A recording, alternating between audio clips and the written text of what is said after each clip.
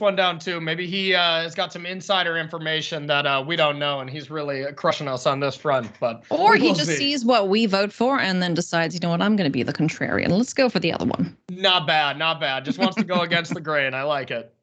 Alrighty, let's jump in here. Of course, Javier Dominguez and Seth Manfield, both former world champions. They are excellent at this game we all love, and they are ready to rock and roll here. Take a look at the opening hands. Nice chunk of lands, 2 Llanowar Visionaries to get the ramp going, and also turn into good old Coma, the Cosmos Serpent. So yeah, that's a pretty nice start here for Seth Manfield. Pretty solid hand, and I want to bring some attention to a little bit of the last match that we saw with Javier. The adventure deck, the Naya adventure deck, just really couldn't do anything when it came to cast the big spells of Javier Dominguez, Emergent Ultimatum, you know, Kiora Best the Sea God, all that jazz. But now it's going to be a little bit of a different story here. Seth does have access to even these 2 main deck Disdainful Strokes. You got more blue cards, more blue counter magic in the post board. So Javier Dominguez is going to have to play around a lot more than he had to play around against Reed last round with Naya Adventures. Yeah, that's for sure. And on the other side of things, Javier Dominguez is going to want to find some instant speed removal, because we know that this deck of Seth Manfield's can get to Lukka really, really quickly. And I think Javier is going to suspect something's up once this Llanowar Visionary hits the battlefield, because that's the time to draw the Heartless Act to deal with the Coma. Once it lands, it's very difficult to deal with.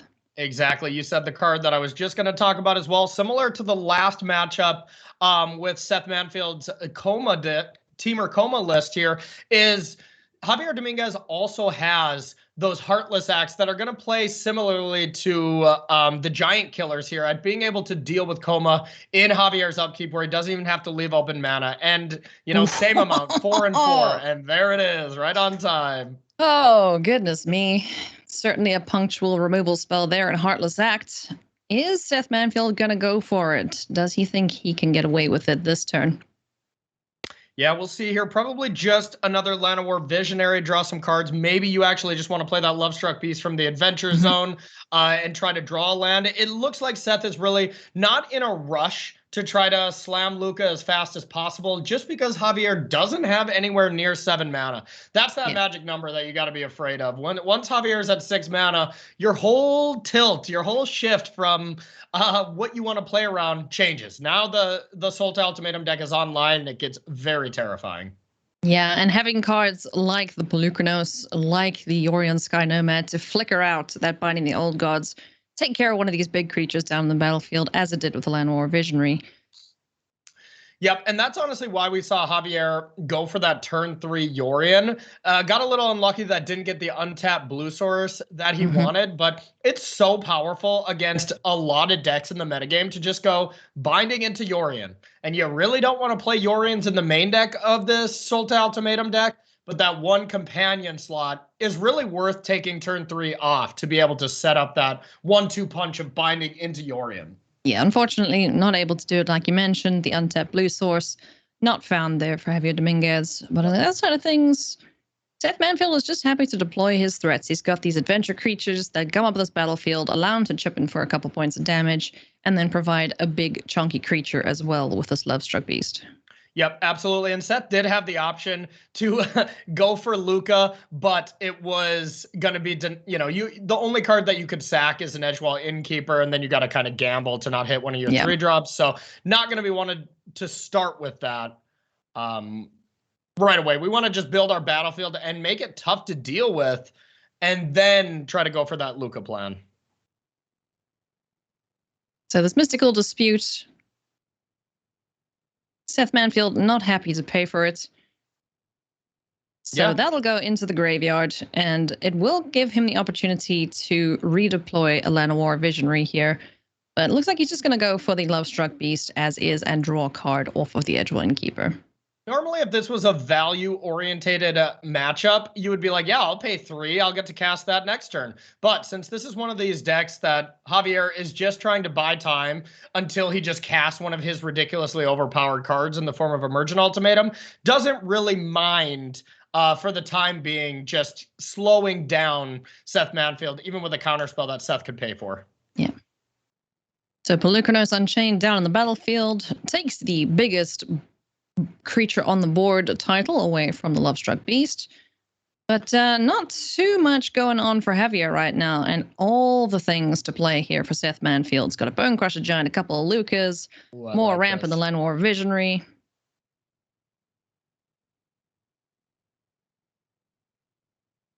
Huh.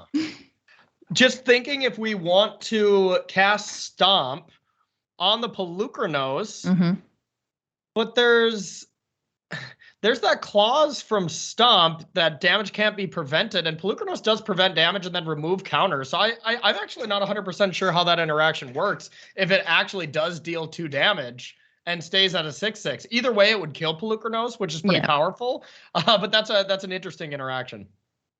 I think it would become... I think it's still a 4/4. Yeah. I'm not 100% sure, but we won't get a chance to see there as Javier Dominguez lets the 5/5 through, leaving the 6/6, and hopefully next turn we'll be able to start smacking down some creatures on Seth Manfield's side of things. And I wonder if it's time. Is it Lukka o'clock here? Does Seth feel the need to go for it and just hope that we don't have a Heartless Act or anything like that? I got a feeling. I think it's time. There's 2 mana up. It's a little scary right now. Unsure of what's in Javier's hand, but you know what? Go for it. Make him have it. Yeah, exactly. I like it. I like it. So goodbye, Lovestruck Beast. You got your 5 points of damage in. Here comes Koma, the Cosmos Serpent. In response, we will see an Omen of the Sea. Javier is going to have to dig to find some instant speed removal. Does have the Pelucanos, of course, that can fight on upkeep to get rid of the Serpent. Now let's see what we draw from Javier. This is the turn you really want to be emergent ultimatuming.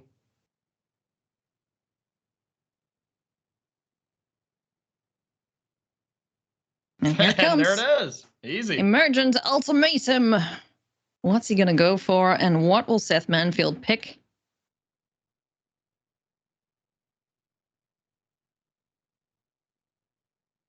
All right. Now, I mean, what actually deals with Koma at this point? Like, we have the Serpent in play, so it's a lot trickier of what we can actually do to Koma here. I mean, you can just take the signature Velki, Kiora Best the Sea God, and Allrun's Epiphany here. That's just very powerful, and that leads to a lot of things, but none of those truly answer Koma. I guess we can just Velki and negative on Koma. That seems pretty good. Or Tibalt, I guess. We're going to get Velki and of course, cast the other side of it and get Tibalt. Yeah, an exile effect or 2 would be optimal here for Javier. If he can find an extinction event, Velki/Tibalt, of course, would deal with it too.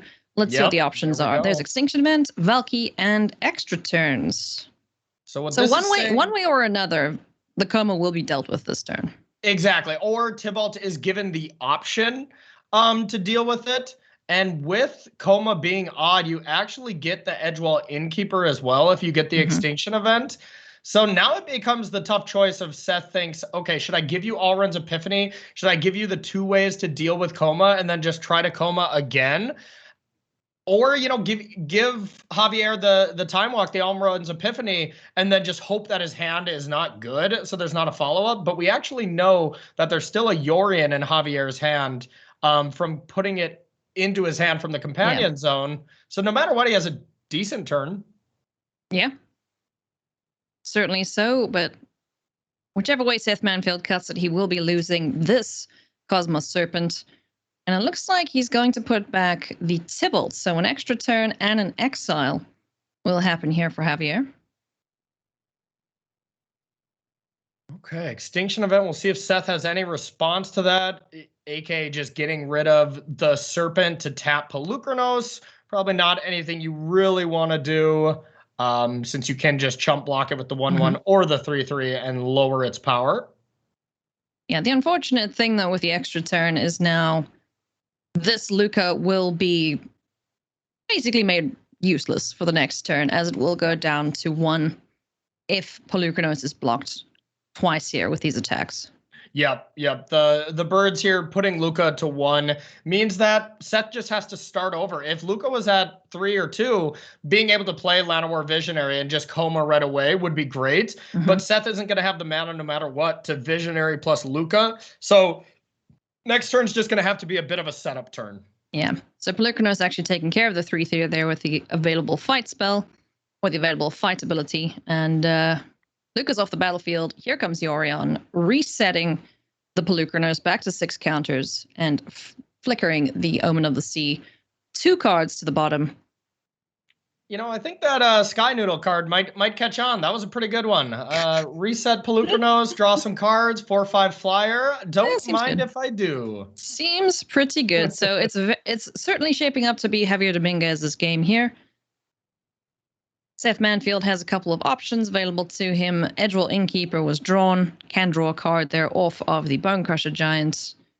There's a lot of power on the other side of that battlefield and not a whole lot of ways to deal with it.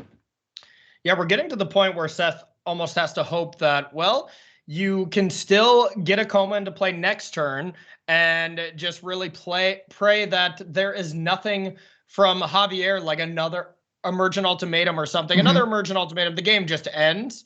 He has to just really hope Javier's on blanks and that this Coma is going to be enough. And it's for sure not guaranteed that it's going to be enough. Yeah. So a Stomp followed up by the Bone Crusher Giant there, draws a card.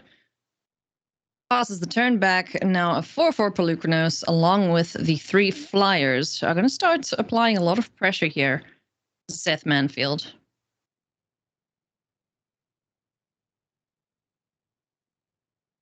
Gonna hopefully keep one of these creatures alive, ideally the Bone Crusher Giants, so that Lukka has something to target next turn that will guarantee another Coma, but I'm not sure even if at this point the Coma is going to be enough to win this here for Seth Manfield. And the big problem with trying to leave the Bone Crusher around, like I totally agree. I think that's what you would want to do. But then you just leave counters on Pelucranos, and Pelucranos can just fight Bone Crusher Giant in response to the -2 on Lukka. Yeah. Either way, both creatures are dealt with there by the powerful Hydra and another Lukka Coppercoat Outcast. We need a land. Drawn there. We need a land really badly here. Come on, Lenny. One-time land. Hey, good boy. And now we YOLO. hope Javier doesn't have a counter spell, because otherwise... Oh, no! Oh, the worst counter spell. Ugh. Jwari Disruption. That's the worst. You just don't have the 1 mana to pay for it. Yeah, the absolute late-game Jwari Disruption.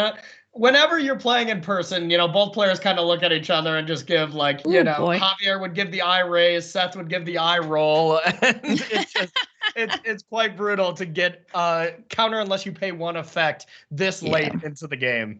Oh, man. But Seth had no choice. Had to go for it. Yeah, had to, absolutely. So lethal on board here, but a Brazen Borrower and a Petty Theft will keep Seth alive for 1 more turn. Is that going to be enough, though? As he can't bounce the Pelucranos away. Doesn't see an out, so we're going to go to game number 2 here between these 2 undefeated players this morning. So what are we going to do sideboard-wise for the person on the back foot right now, Seth Manfield?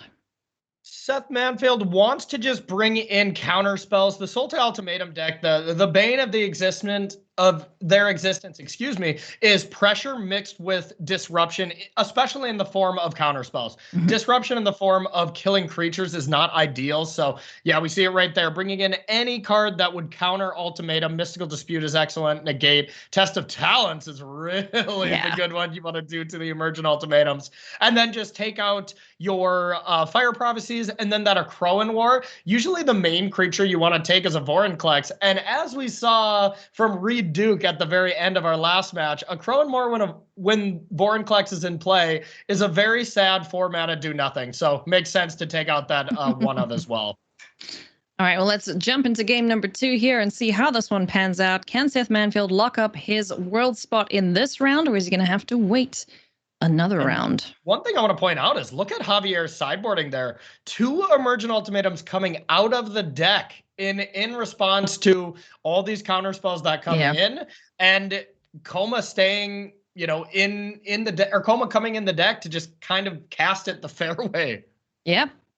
You see this quite a lot with these decks that love to go over the top. It's like, okay, game one, I can get away with my dastardly shenanigans, but game two, there's likely going to be a bunch of counter magics, so let's go off of this game plan and just try and cast the uncounterable spell the fairway. Exactly. Yeah. Just casting the 7-drop a lot easier in the Sultai Ultimatum deck as well. Sure. We have Cultivate, Binding the Old Gods, Wolf Willow Haven, and from Seth's side, the only ramp is Llanowar Visionary, which is, a very fragile creature already. So ramping is not ideal from Seth's side.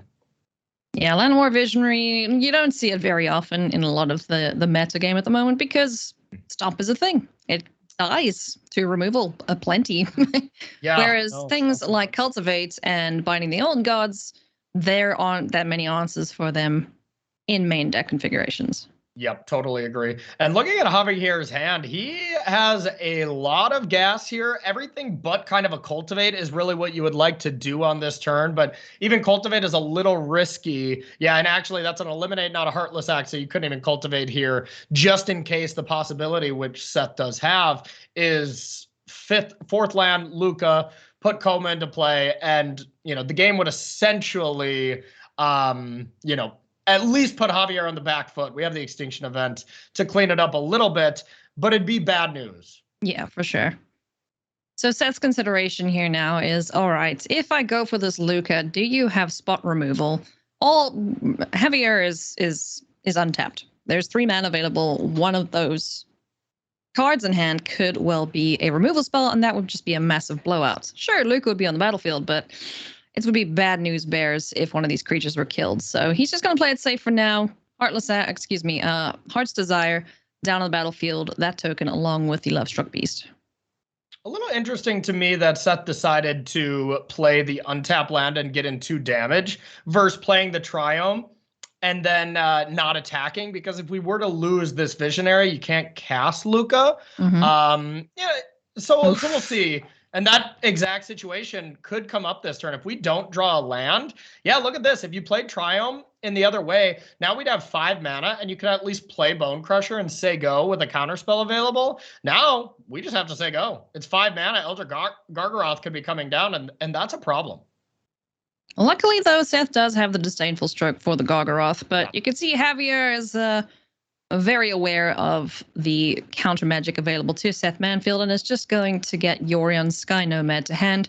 This poor Sky Noodle, oftentimes in this matchup, is just used as a testing spell to be like, okay, you want to counter this? Let's get a counter at least out of the hand. Yeah, absolutely. When you have, a Omen of the Sea, even just one Omen of the Sea, it's already a nice little, test card, exactly like you're saying. It's like, do I want you to just draw an extra card and have a body that I'll eventually have to deal with? Like, sometimes, but sometimes you really can't afford it. Yeah. So Seth Manfield is now able to deploy the Bone Crusher Giant and leave up 2 mana for either a Disdainful Stroke or the Test of Talents. We're not online yet for a Sultai Ultimatum or Emergent Ultimatum, so Cultivate is going to help ramp Javier Dominguez here, but Test of Talents has something to say about that. Unfortunately, though, for Seth, there is a Mystical Dispute in hand ready and waiting to counter the one-off. And honestly, Javier doesn't really care about the lands that much. Of course, the spell resolving does help, but it's the information that Seth would get from Test of Talents that's really valuable right now, and that just you don't really want to risk. Yeah. But we are seeing that the door is going to be open for a Coma here. With, there's no creatures, so... Oh dear, look at Javier's face. Valky taking a quick look there, just, making sure it's seeing everything's fine, right? No, not at all.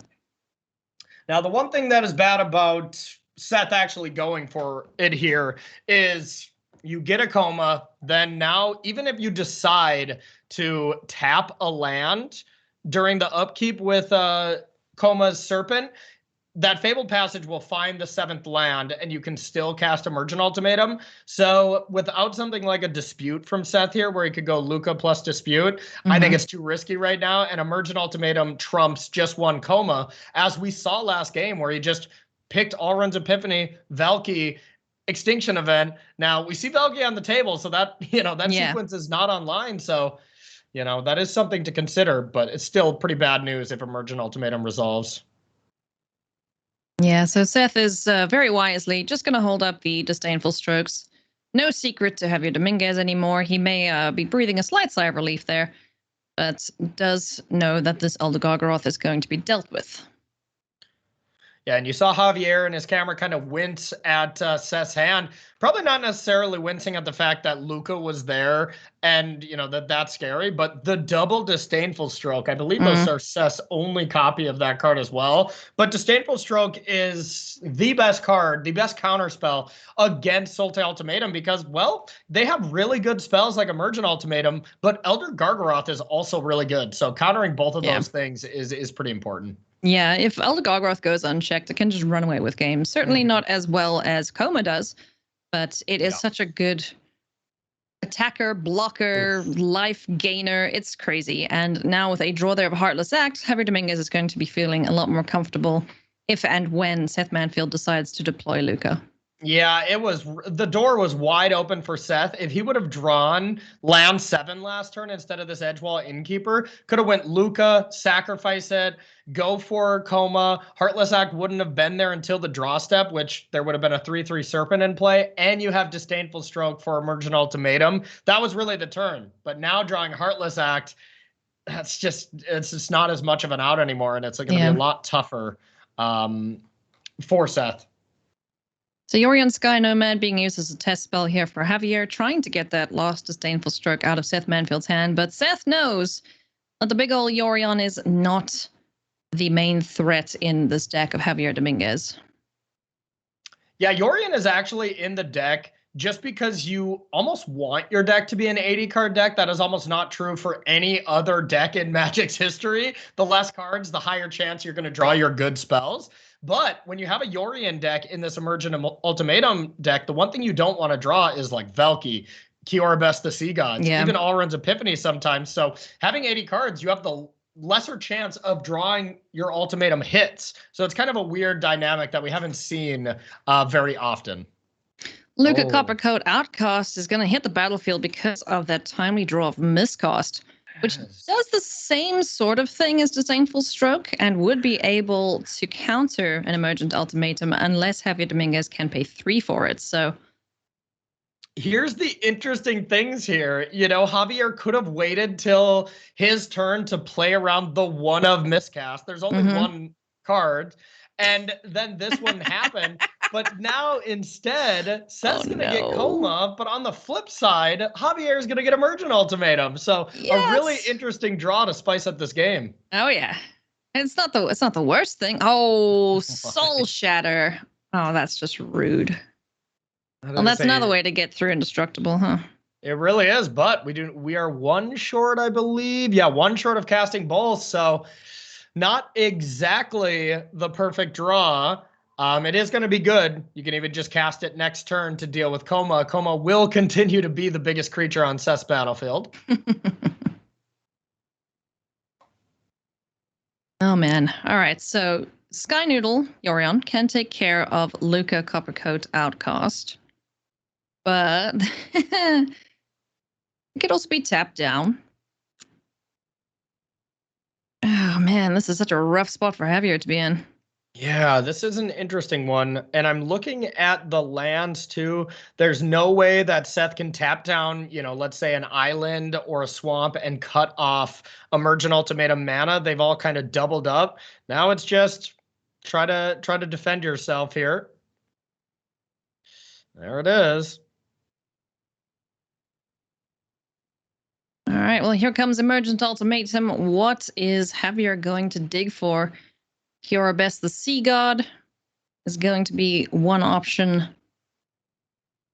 Alrund's Epiphany, and you can even slap a Heartless Act in there now that the 3/3 Serpent is there, if you so choose. Now you do just have the Soul Shatter in hand as well, so it's not necessarily needed. So now I think it's Gargaroth is your next best card because we already saw Velki get cast. So I think it's either Gargaroth or just Heartless Act and get it out of the way and leave that Soul Shatter for, one in the holster to deal with the next Coma. Yeah. I like it. Yep, going to go for that Heartless Act. Like you mentioned, there's no protection on the battlefield for the Coma right now. So he would be able to kill it if the Heartless Act is given to him by Seth. But he's going to go instead for the Elder Gargaroth, it seems. It's definitely more powerful. And when you already have the way to answer Coma, might as well just go for the most powerful effect. Now, Soul Shatter targets, does it target creature or planeswalker, or does the opponent have a choice of sacrificing the creature or planeswalker? I am pretty sure, I'm double checking right now, but I'm pretty sure it is just the more expensive thing is sacrifice. Okay. Yeah, creature or planeswalker, and the only clause is the highest converted mana cost among them. So, if we had Coma would be dealt with. Yeah, exactly. So if we had Ugin, 8 mana Ugin in play, that would be forced to be sacrificed. But Coma is going to be the most expensive card in Seth's deck, no matter what. Okay, perfect. Oh, and there's a Heartless Act drawn off the top. And things now are looking pretty good here for Javier. Yeah, this is really, really looking bad here for Seth now. And I liked what Seth did in giving Javier Alrund's Epiphany. Normally, you're just like, I should never give him that card. And for the most part, that's true when the game is at its early phases. But sometimes you're just like, I cannot give you these two amazing permanents in the form of Elder Gargaroth and Kiora Best the Sea God, because they're just the two best cards. And you just have to hope your opponent bricks and just doesn't have a good follow-up. So that Time Walk effect just isn't that valuable. Yeah. So no tapping down here for Yorion. Coma, Cosmos Serpent likely going to jump in the way here of the Elder Gargaroth.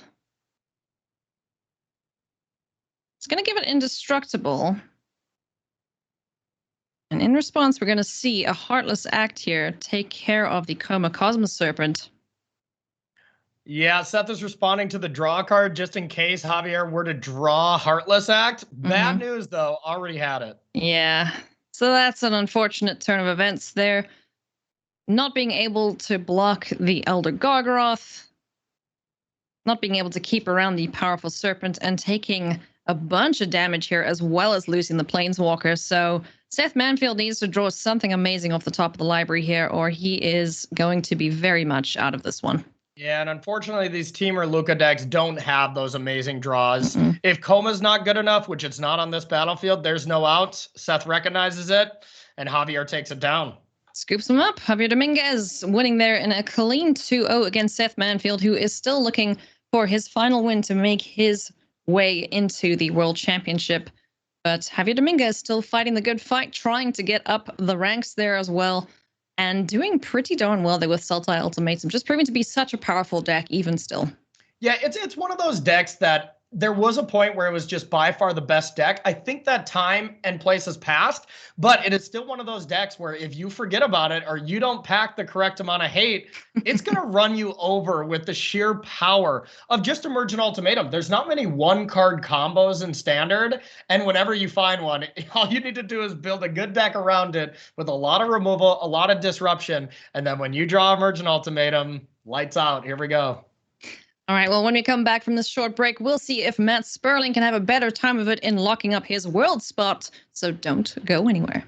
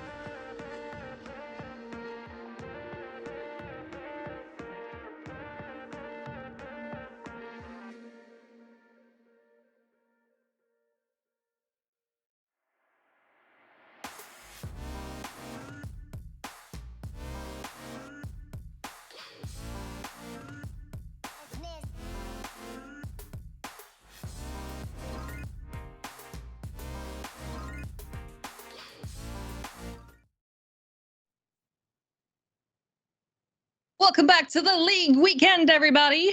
Turns out Seth We got some news. Didn't need to win that last game because he has locked up his spot in the World Championship. Can we get some? Yes. Let's get some air horns there for Seth Manfield.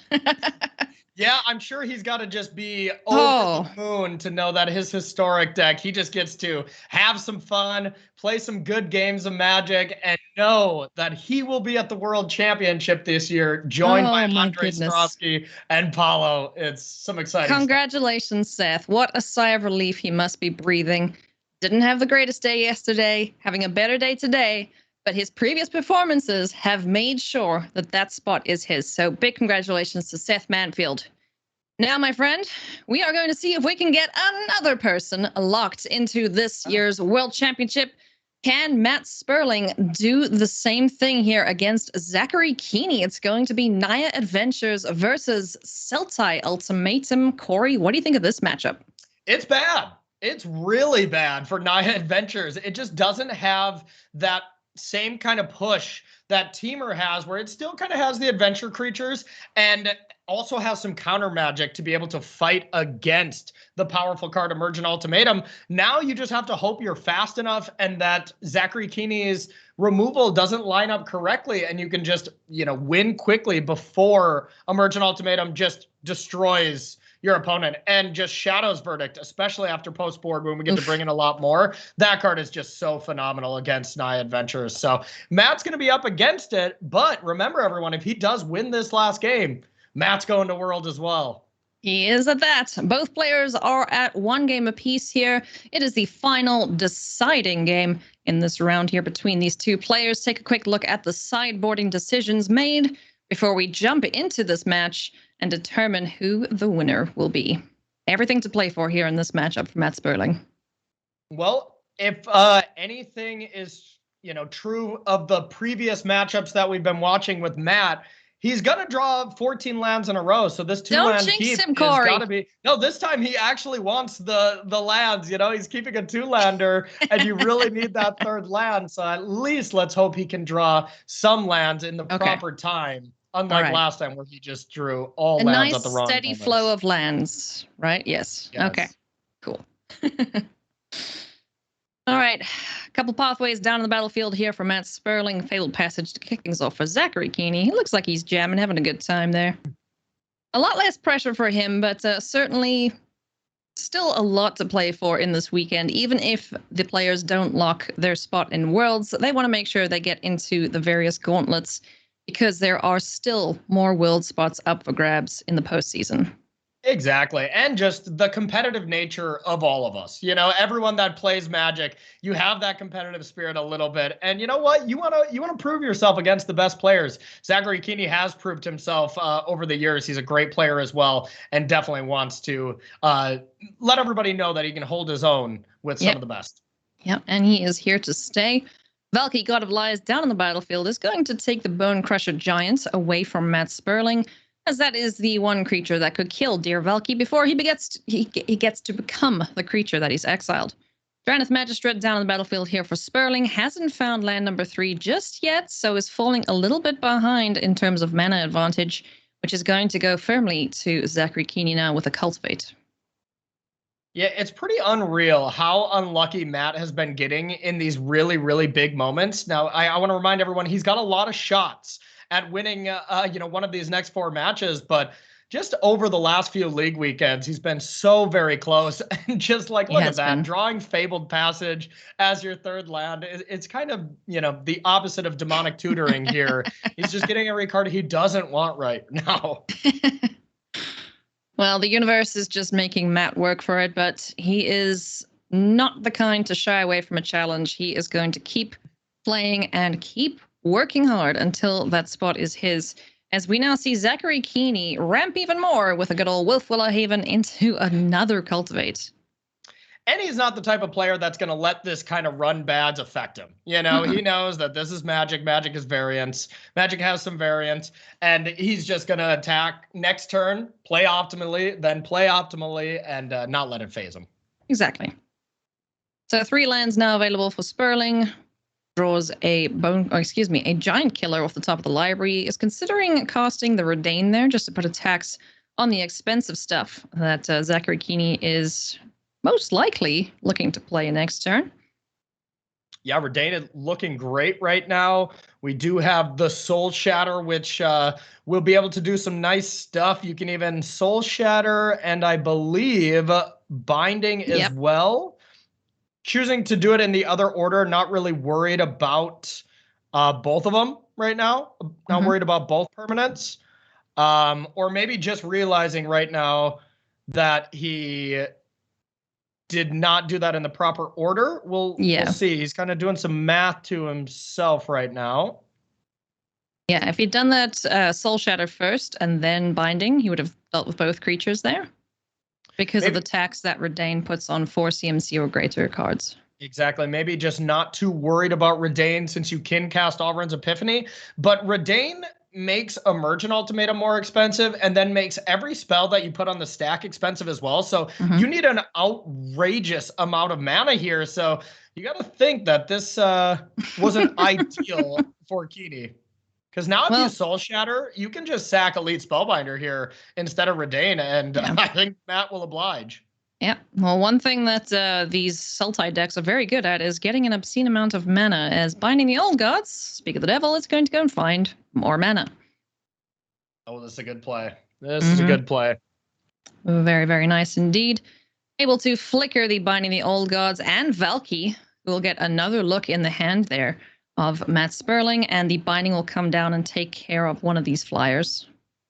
Yeah, Redain goes away, and you might even just take the Bone Crusher Giant back, but at least now you have an option. You just get another, get the Bone Crusher Giant back, because otherwise Valky gonna go die, not bye-bye. Yeah. Not taking Draneth Magistrate here is pretty interesting as well. If we just play that, you can't cast Soul Shatter or Alrund's Epiphany.